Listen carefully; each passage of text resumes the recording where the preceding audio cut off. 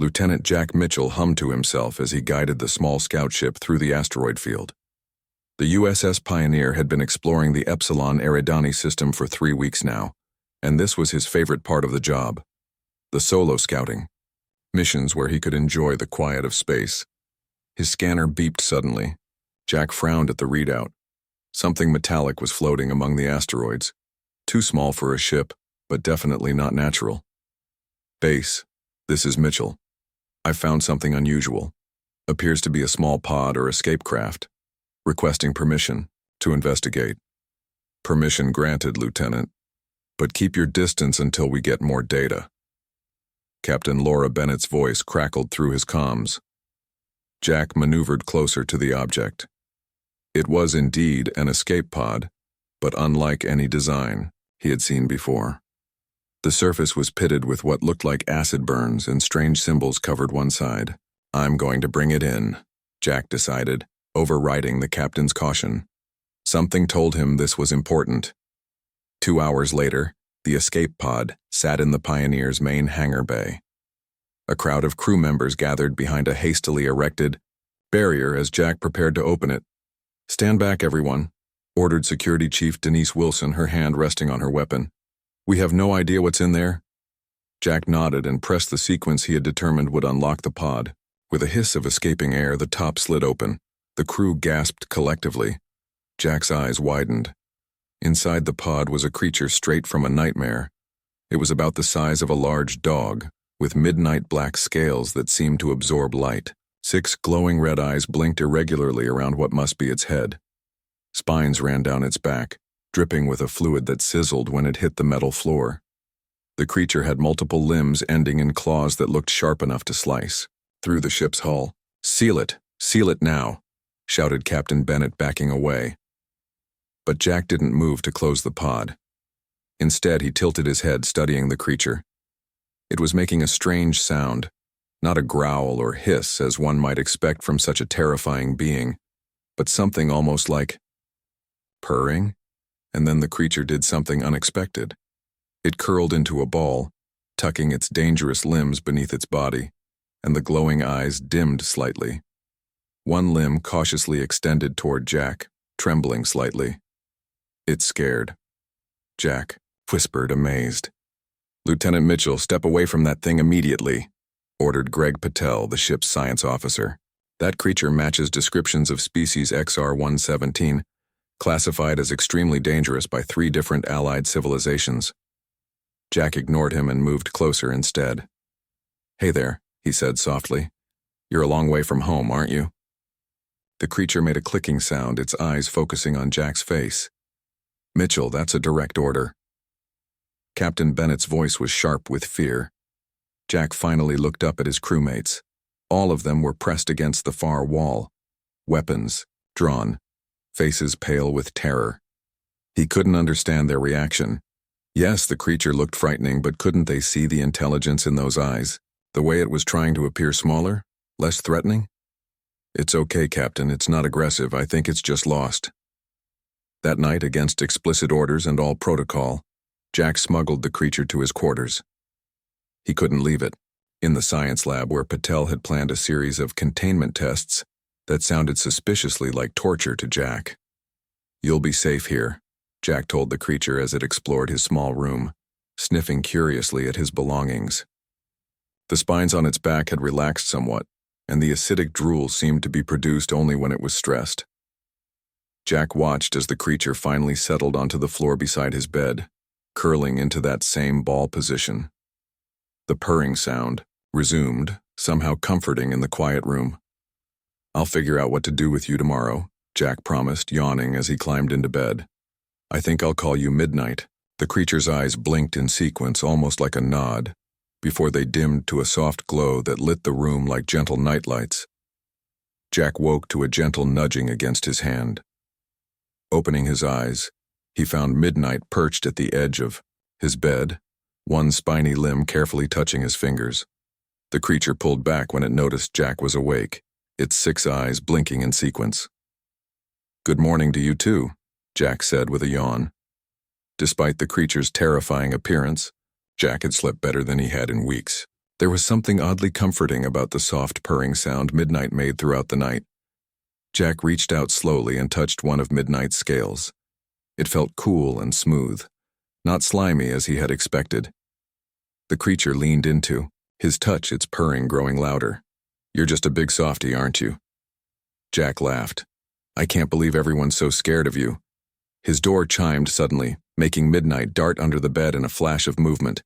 "Mitchell, open up!" It was Captain Bennett's voice, and she sounded angry. Jack quickly threw a blanket over the small puddle of acidic drool Midnight had left on the floor. "Coming, Captain." When he opened the door, he found Captain Bennett standing there with Science, Officer Patel, and Security Chief Wilson. None of them looked happy. "Where is it?"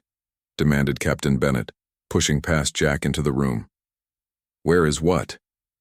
Jack tried to look innocent, but a soft clicking sound from under his bed gave Midnight away.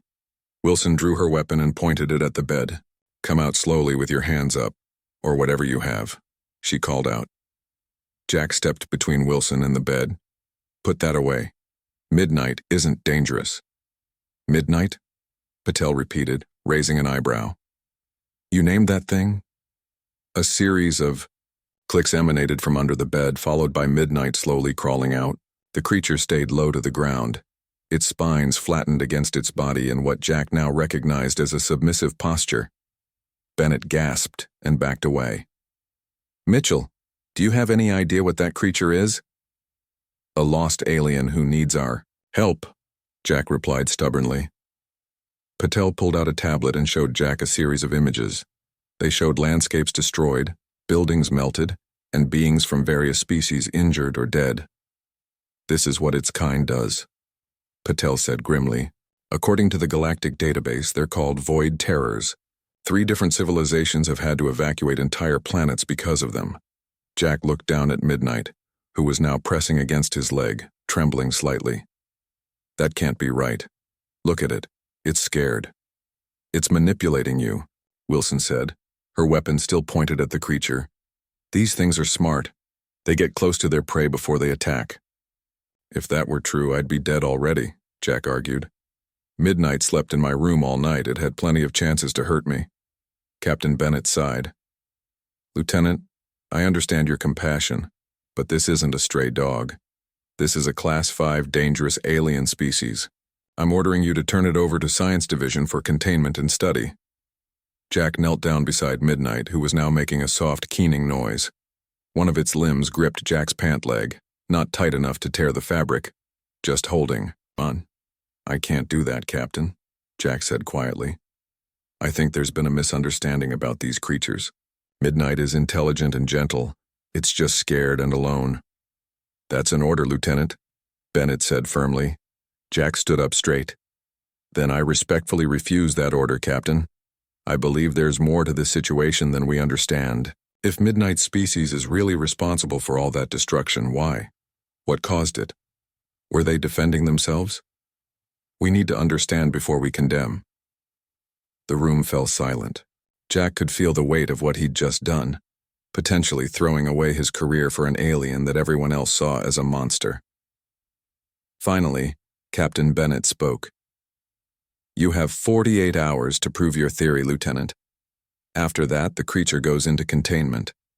And Mitchell, if anyone gets hurt because of your pet, it's on you." After they left, Jack sat down on the floor next to Midnight, who uncurled slightly and blinked its eyes at him. "I hope I'm right about you," Jack whispered. Midnight made a soft clicking sound and gently rested one limb on Jack's knee in a gesture that somehow seemed like gratitude. Jack spent every spare moment of his 48-hour window trying to establish communication with Midnight.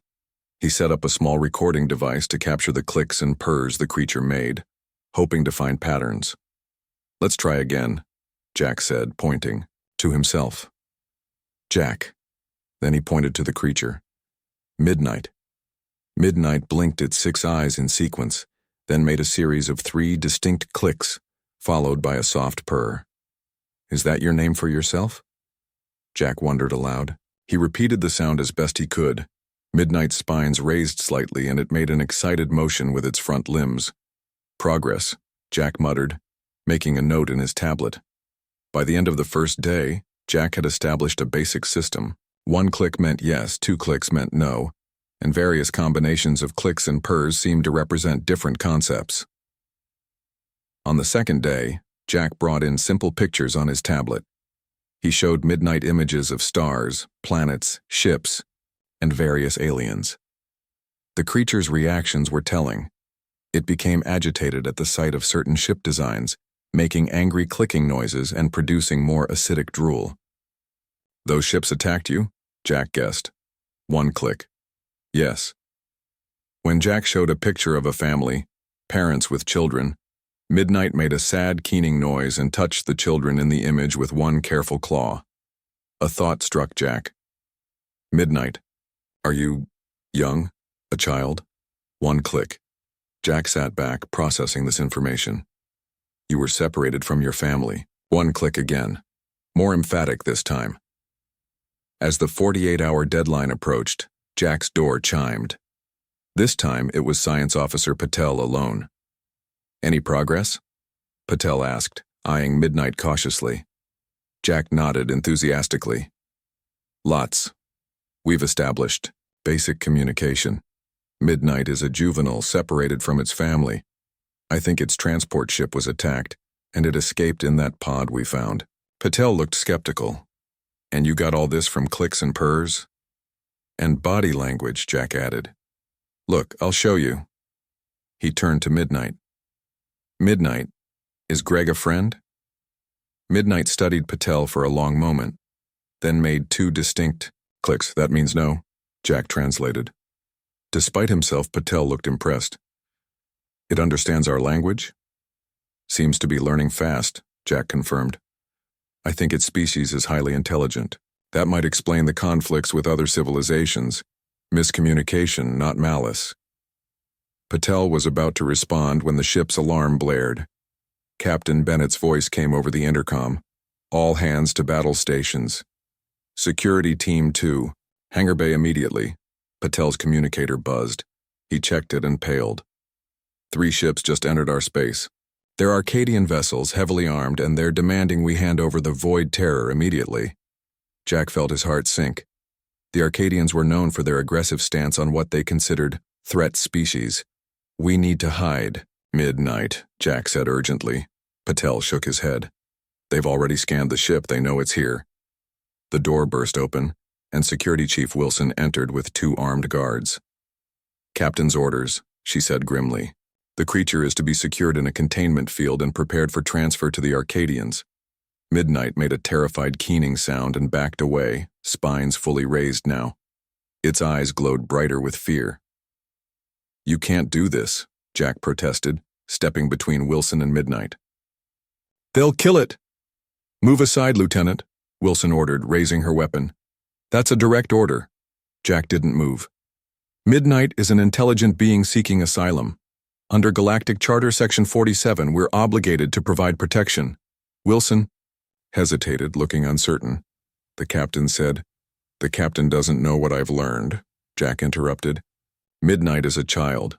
Would you hand over a human child to people who want to kill it?" The security team exchanged uncomfortable looks.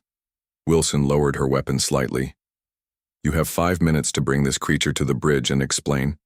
"Yourself to the captain," Wilson finally said. "After that, we follow orders."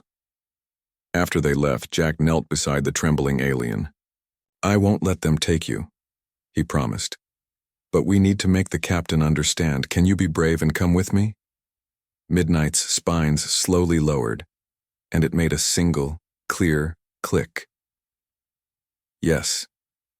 The bridge of the USS Pioneer was tense when Jack arrived with Midnight.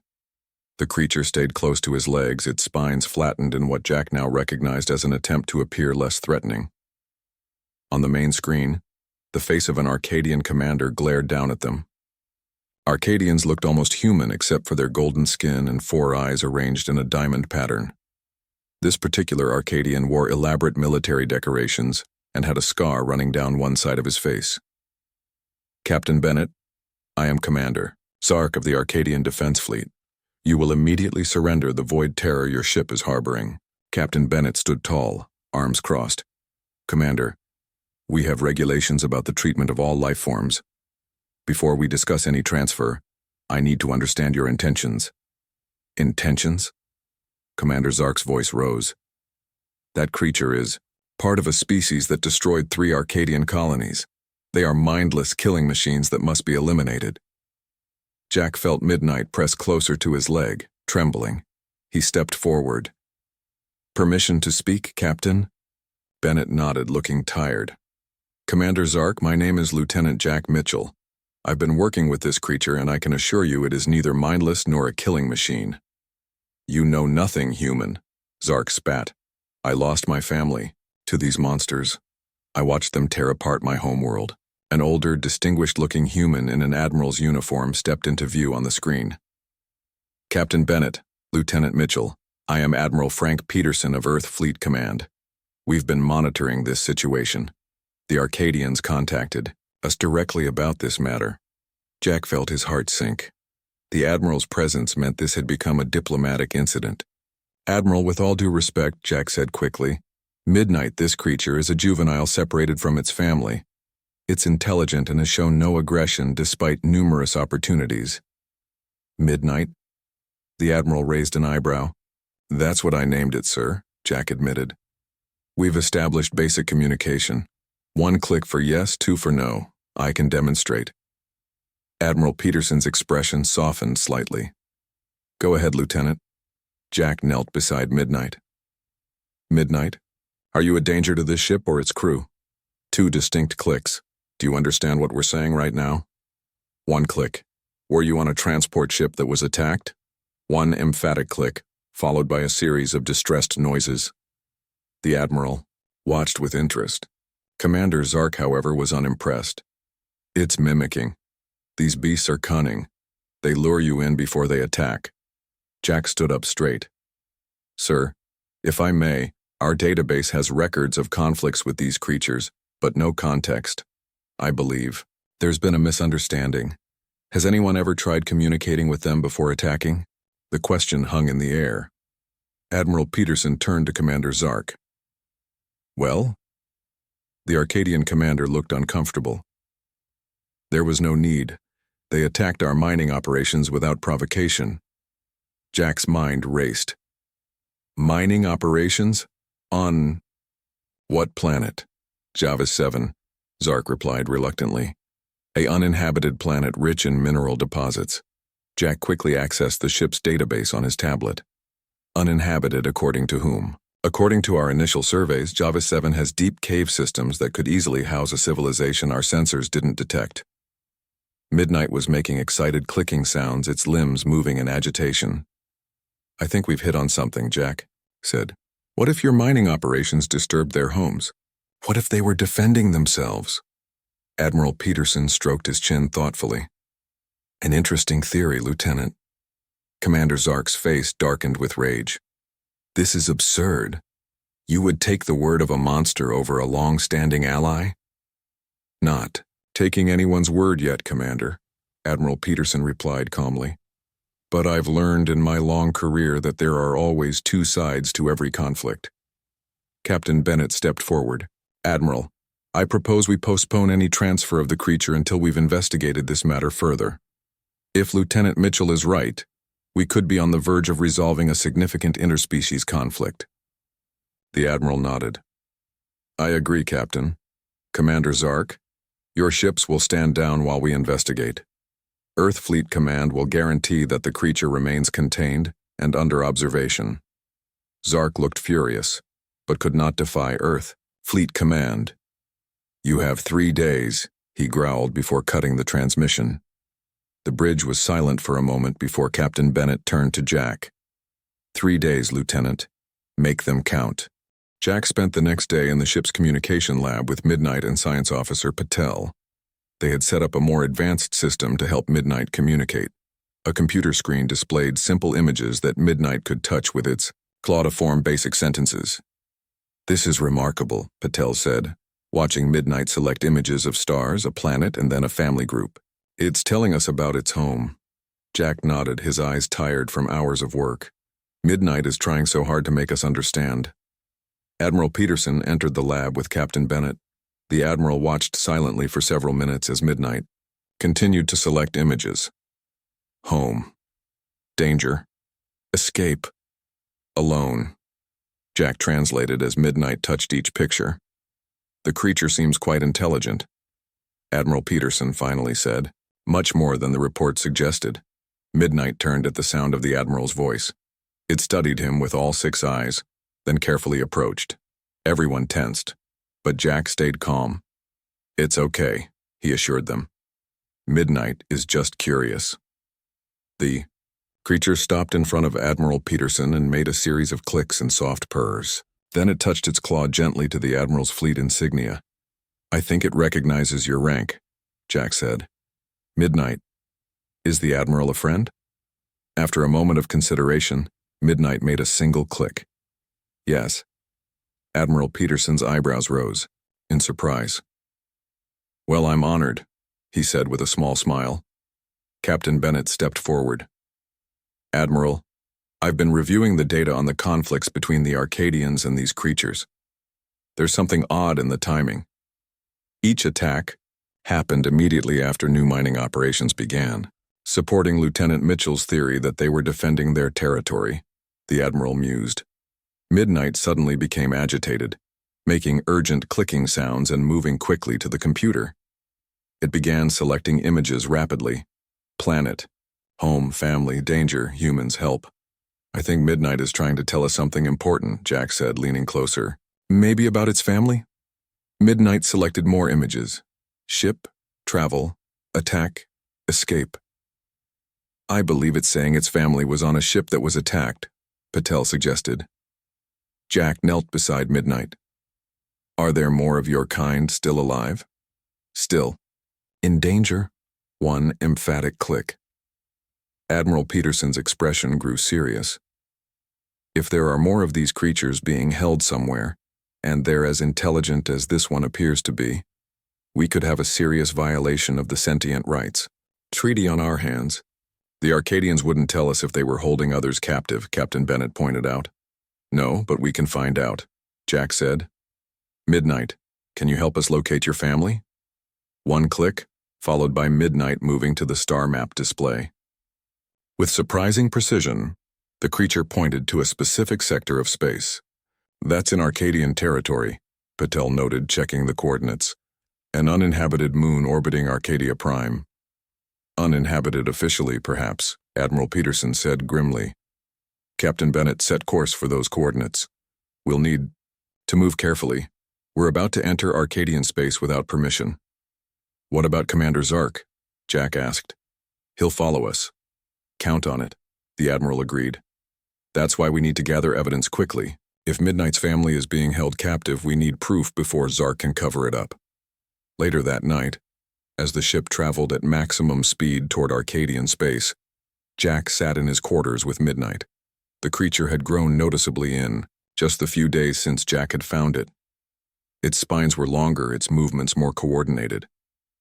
As Jack watched, Midnight climbed onto his bed and curled up at the foot, its eyes dimming as if preparing to sleep. "We'll find your family," Jack promised softly. "No matter what it takes." Midnight made a gentle purring sound that somehow conveyed both gratitude and worry.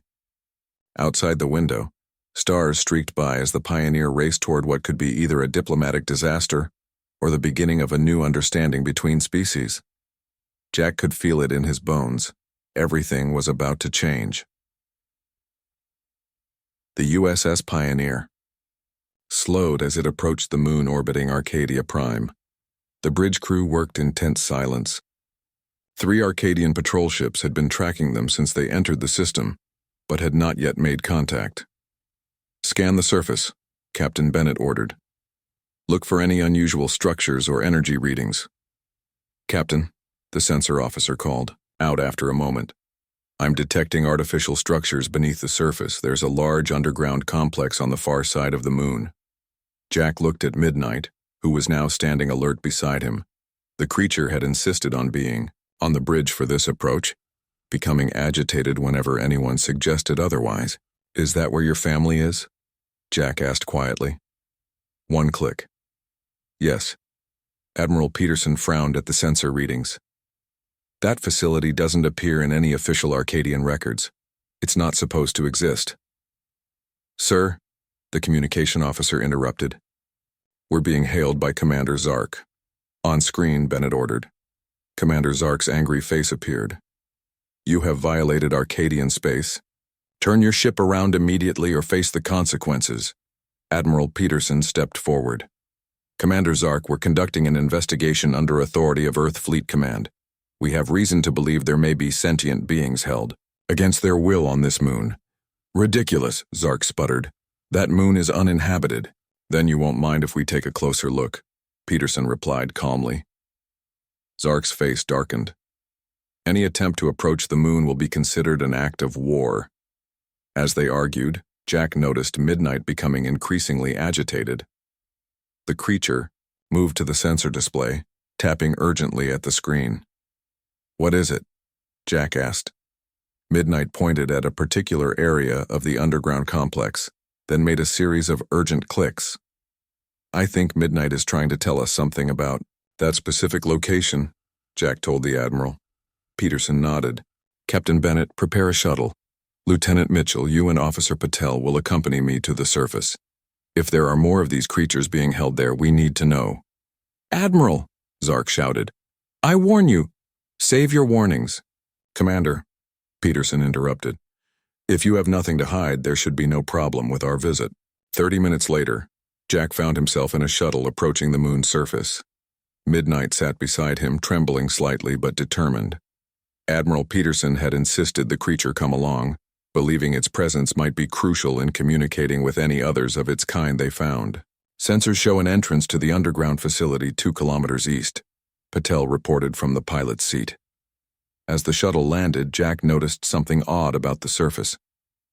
These look like blast marks, he said, pointing to scorched areas of rock. Recent ones. Someone tried to hide this place. Admiral Peterson agreed grimly. They approached a large metal door built into the side of a crater. It appeared to be sealed shut, but as Midnight moved closer, something unexpected happened.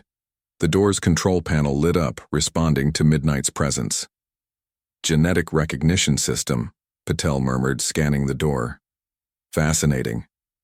The door slid open silently, revealing a long corridor lit by dim blue lights. A cold draft of air rushed out, carrying an unfamiliar scent. Stay alert, Peterson ordered, drawing his sidearm. They moved cautiously into the facility, Midnight leading the way with growing confidence. The corridor opened into a vast chamber that made everyone stop in shock. The room contained dozens of containment pods, each holding a creature similar to Midnight but in various sizes. Some were clearly adults, 3 times Midnight's size with more developed features.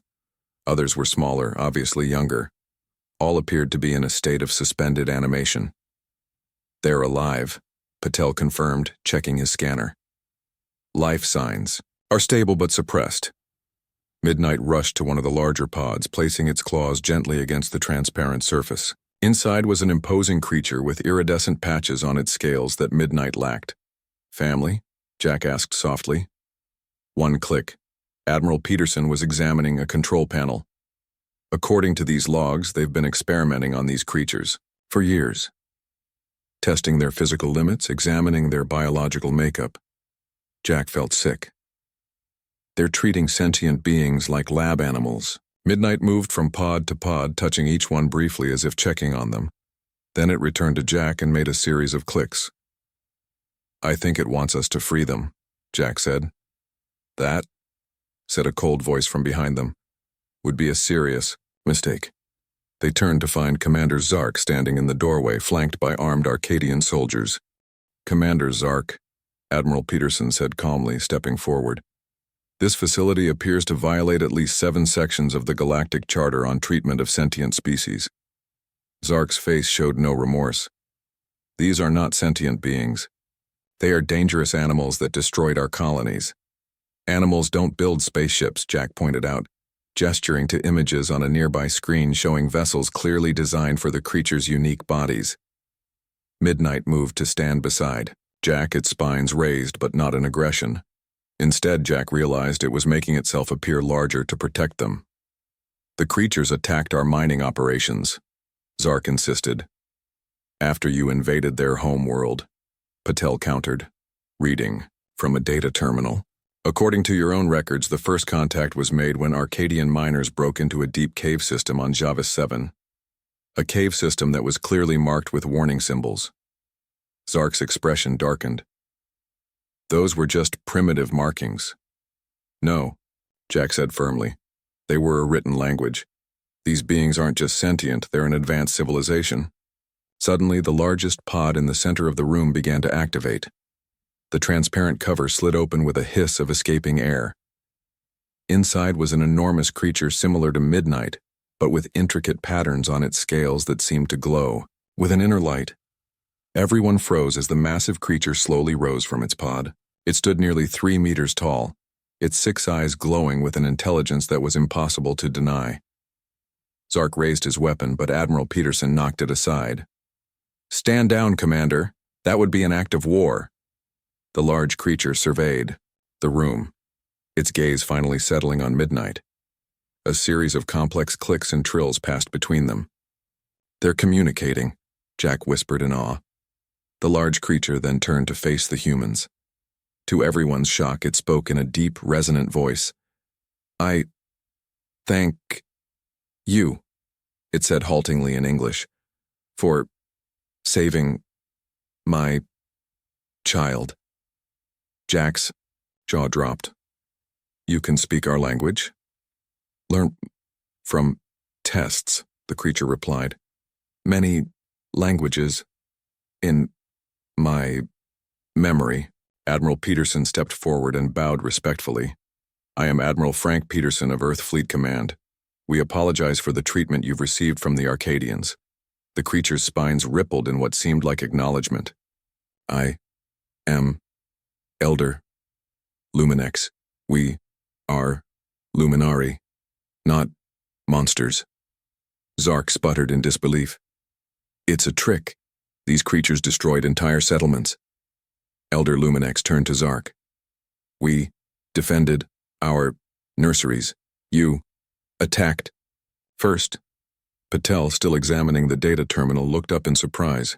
"Admiral, according to these records, the Arcadian mining operation on Javis 7 broke directly into a Luminarii nursery chamber. Their young were threatened." "Is this true, Commander?" Peterson demanded. Zark looked away, his guilt obvious. "We didn't know. The mineral deposits were valuable. When those things attacked our miners, we assumed they were just vicious predators." "So you took revenge," Jack said quietly, without ever trying to understand. Elder Luminex placed one large claw gently on Midnight's head. "My child chose, well, humans, see, beyond fear." More pods began to open as other Luminari awakened from suspended animation.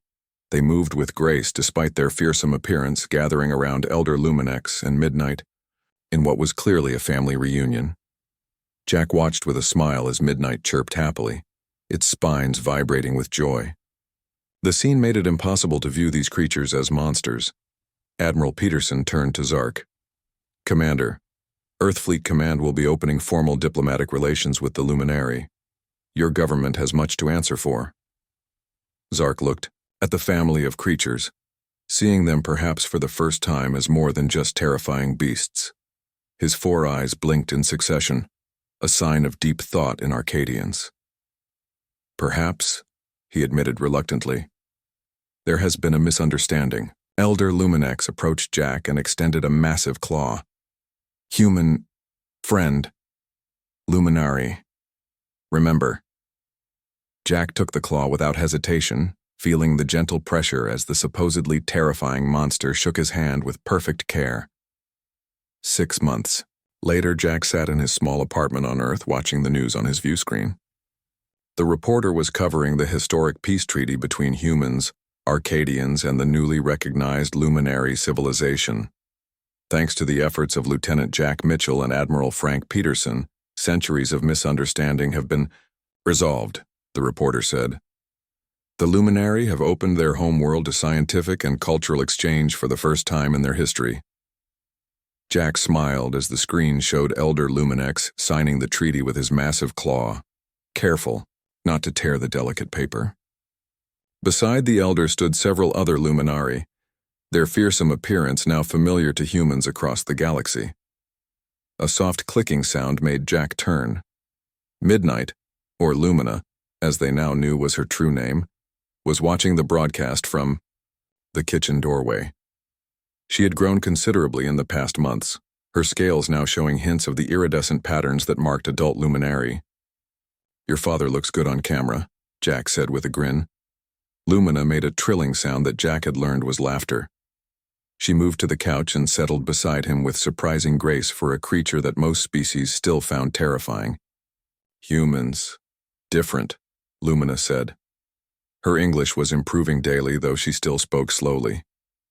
"See, with heart, not eyes." Jack nodded, remembering how he'd been the only one to find something endearing about the supposedly nightmarish creature when they first met. "Elder Luminex has invited you to visit the homeworld next month," Jack reminded her. "You should go home for a while. Your family misses you." Lumina's 6 eyes blinked in sequence, her version of a thoughtful expression. "We'll go, but come back," this surprised Jack. "You don't want to stay with your people? You're royalty there, Lumina. Elder Luminex's daughter has important responsibilities." "Have responsibility. Here, too," Lumina replied. "First, friend. First, connection. Important. For peace." Jack felt touched. He had learned that Lumina was indeed special among her kind, a princess of sorts, being the daughter of the Luminari's most respected elder. Her decision to stay connected to humans was politically significant. His communicator beeped. It was Admiral Peterson. "Lieutenant Mitchell, the Arcadian ambassador, is requesting a meeting with both you and Lumina. It seems they want to discuss opening a permanent embassy on the Luminary homeworld." "We'll be there, sir," Jack confirmed. After ending the call, Jack looked at Lumina. "I still can't believe how much has changed. 6 months ago, most humans would have run screaming at the sight of you." Lumina's spines rippled in amusement. "Most still do. You special." Later that night, as Jack prepared for bed, he heard the familiar sound of Lumina entering his apartment after her evening walk. She had insisted on continuing their routine from the ship, where she would sleep in his room. Jack had long since gotten used to sharing his space with what most would consider a monster. A thunderstorm began outside, lightning flashing across the sky. Jack was almost asleep when he felt a weight on the foot of his bed. Opening his eyes, he saw Lumina in her full defensive form, spines extended, scales darkened to absorb light, eyes glowing in the darkness. It was the form that had earned her species the name Void Terrors and sent brave soldiers running in fear. But Jack only saw his friend, slightly nervous about the loud thunder. "Still afraid of storms?" he asked gently. One click. "Yes? It's okay. You can stay there." Lumina settled into a comfortable position, her spines carefully angled away from Jack. Her soft purring filled the room, a sound that had become as familiar to him as his own heartbeat. Jack smiled as he drifted back to sleep. In the morning, diplomats and officials would stare in shock when they learned that the fearsome alien nightmare beast slept at the foot of his bed. But to Jack, it was simply his new normal, a testament to humanity's unique ability to see beyond appearances and find friendship in the most unexpected places. As the storm raged outside, man and alien slept peacefully, an impossible friendship that had changed the course of 3 civilizations.